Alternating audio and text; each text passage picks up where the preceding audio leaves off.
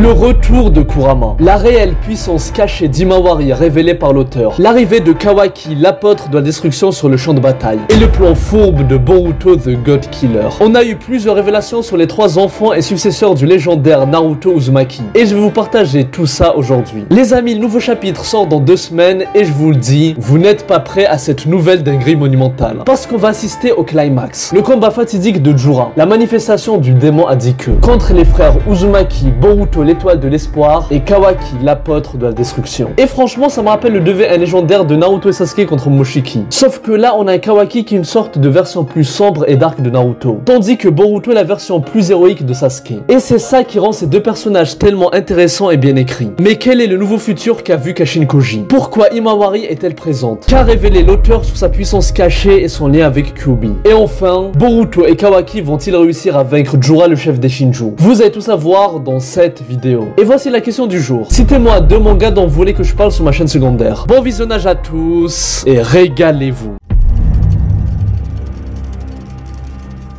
Mais les amis, avant de commencer, je dois vous parler de cette dinguerie monumentale comme on voyait. La nouvelle tablette Red Magic Astra Gaming. On l'utilise avec ma femme durant nos vacances à Barcelone et c'est super pratique. Elle pèse 370 grammes, super légère et facile à transporter, avec un écran de fou furieux. OLED 9,06 pouces, 165 Hz et une résolution de 2,4K, avec un taux d'échantillage tactile de 2000 Hz. Ah oui, bien entendu, on ne parle pas de n'importe quelle tablette. On parle d'une tablette gaming. Donc, on a devant nous un monstre de puissance. Snapdragon 8 Elite, Red Core R3 Pro, 24 Go de RAM, 1 Tera de stockage. Vous pouvez faire tourner tous vos jeux préférés. Et les amis, prouvez que vous n'êtes pas le code de la fraude de votre famille. Et améliorez-vous grâce à cette tablette. Surtout que vous pouvez geek comme des tarés. Grâce au système de refroidissement liquide métal 2.0 et un ventilateur de 20 000 tours par minute. Et ça se recharge super rapidement, en 71 minutes. Et avec sa batterie de 8200 mAh, vous pouvez enchaîner plus de 5 heures de jeu, voire 33 heures de vidéo. Sans oublier l'IA Google Gemini, à qui vous pouvez tout demander. Comme est-ce que Boruto est le meilleur manga de la nouvelle génération? Et je sais pas vous, mais moi je trouve la tablette magnifique. Avec un design plat, sans bosse de caméra en métal transparent premium. Un éclairage RGB dynamique et une anatomie parfaite. Donc les amis, foncez au plus vite, la commander via le lien en description. Vous pouvez obtenir un bon early bird entre le 10 et 15 juillet pour avoir un accès anticipé le 15 juillet. Parce qu'en effet, les ventes officielles ouvrent le 16 juillet à 14 h. Du coup, c'est le moment d'aller vous régaler. Et encore merci à Red Magic pour leur confiance. La puissance des frères Uzumaki, Boruto et Kawaki, les fils de Naruto. 2 sabres pourfendent et déchirent le destin. Si une lame s'abîme, l'autre vient s'abattre sur lui. Kawaki, l'apôtre de la destruction, entre en scène et transperce le Rinnegan de Jura. On est devant une entrée en scène encore plus badass que Boruto qui humilie Code. Et en parlant de Boruto, il reprend conscience. Et on a enfin les 2 fils du légendaire Naruto qui s'allient à nouveau. Et les amis, écoutez bien, c'est très important de comprendre l'évolution des événements entre Boruto et Kawaki qui nous ont mené à arriver à ce climax. Parce qu'en fait, depuis le début de tout le vortex, on a Boruto qui connaît déjà la vérité sur les Shinju et savait que les mini-Jubi allaient donner naissance aux Shinju humains. Mais Kawaki, lui, il était perdu. Que ce soit lors de l'apparition des mini-Jubi et surtout lorsqu'il a vu des créatures comme Jura apparaître. Mais petit à petit, il a mené son enquête et a vite compris que Boruto avait des informations secrètes à leur sujet. Il a ensuite appris l'existence des Togedama et a compris à quel point ces individus pouvaient être dangereux. Et il en a donc fait sa priorité et n'a pas hésité une seconde à détruire Hidari. Et l'élément crucial dans tout ça, c'est lors de la défaite de Boruto sans emprisonnement à Konoha. Kawaki a découvert le crapaud de Kashin Koji et a directement supposé que c'était lui l'allié de Boruto. Et malgré tout, il a décidé de garder le secret et n'a révélé à personne, même pas Eida et Daimon. Bien sûr, il était toujours de l'avis d'éliminer Boruto plus vite. Par contre, lorsqu'il a su que durant son interrogatoire, Boruto l'a protégé et n'a pas dévoilé la vérité sur le fait qu'il était responsable de la disparition de Naruto Hinata, Kawaki était resté donc pensif et a décidé d'aller discuter avec Boruto sur le monument des Hokage.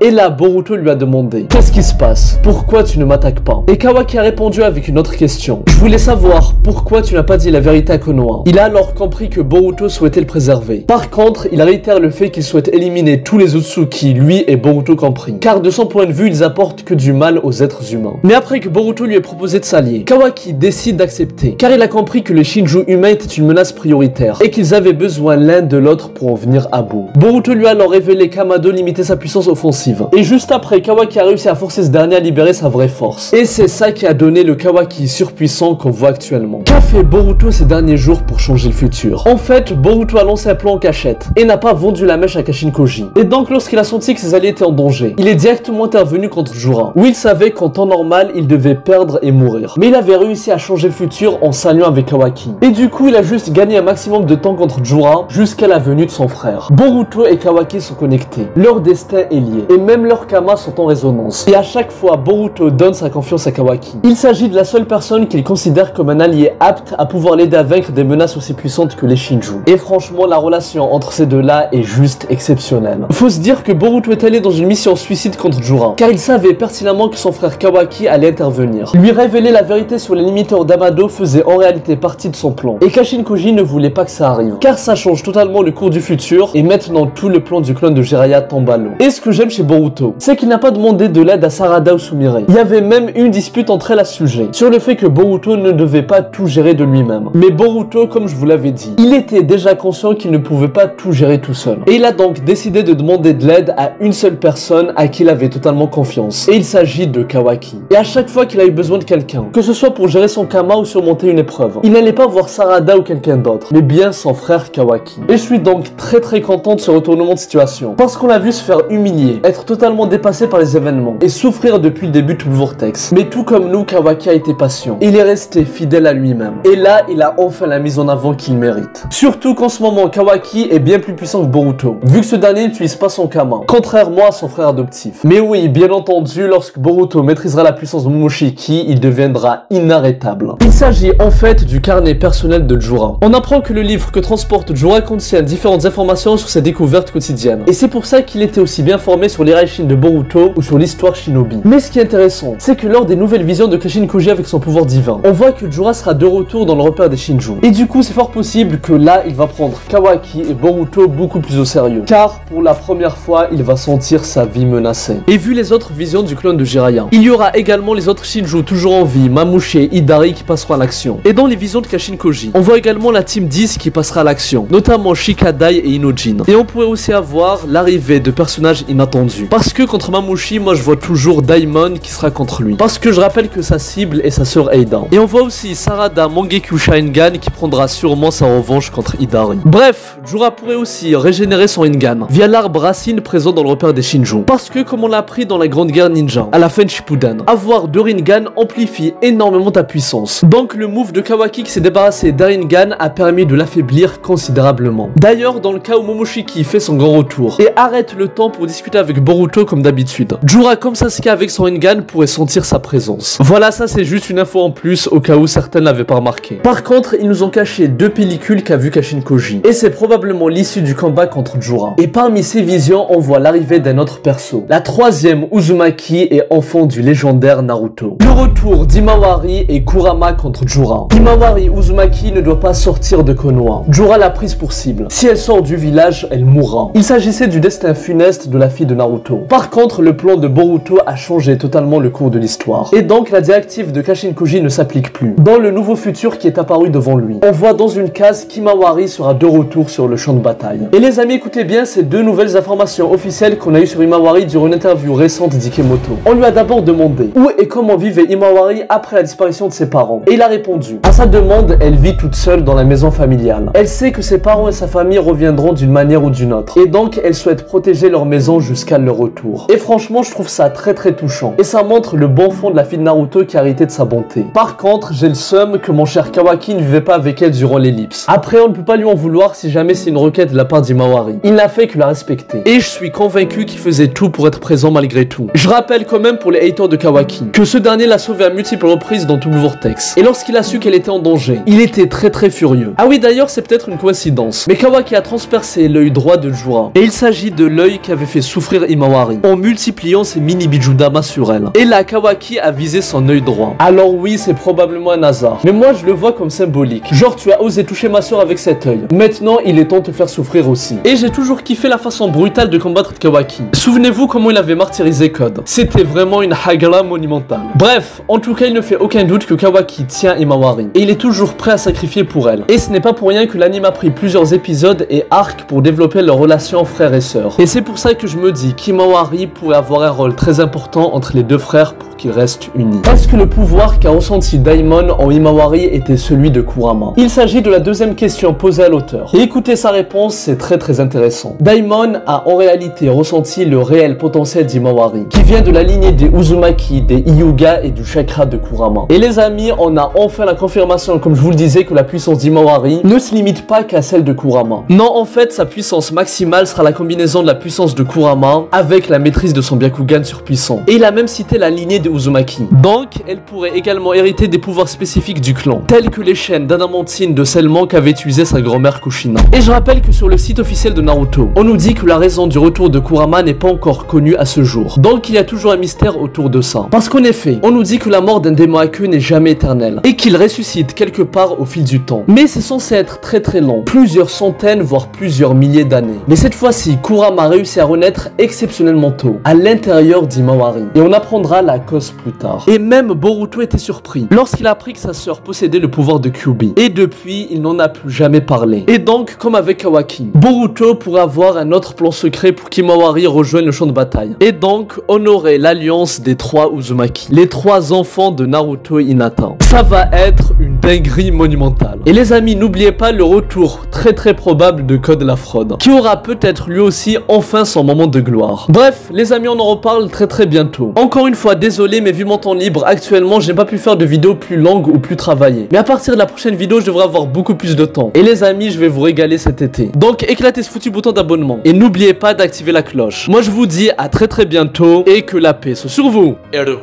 Psy, Konkuru.